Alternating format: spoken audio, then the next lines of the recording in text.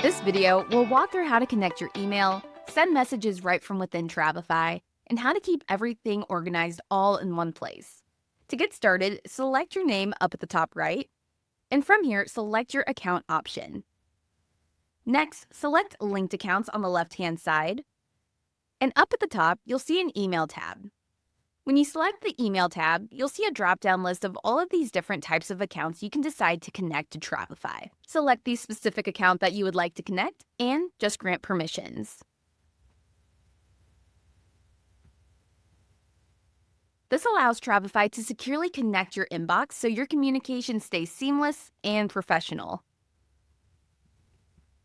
Once connected, you'll see your email address listed, and you're all ready to go. If you need to switch your accounts later on, just return right back to this page and select Disconnect. From here, you can reconnect a new email anytime you would like. You can also see which email address your clients see. In your email settings, go ahead and make sure it's selected as your email address rather than Travefy. That way, whenever you are sending forms, itinerary invites, or other kinds of client communication, everything is always sent from you, helping you stay consistent and on brand. Speaking of staying on brand, don't forget to add your email signature below. That way, every piece of communication is professional. To take it a step further, check that checkbox down below to include your email signature on system and automated emails. When you're ready to send an email off, go ahead and select your Contacts tab up at the top. Open a contact that you would like to email, and from their profile, select the email option. You'll see all of the emails that have been sent between you and your traveler's email address. When you're ready to send a new message, select the Compose option, and from here, enter in your subject. Below the subject line is where you can enter in your message. At the bottom, you'll notice several different options to format and customize your message. You can add in links, change the font if you would like, and you can also include images.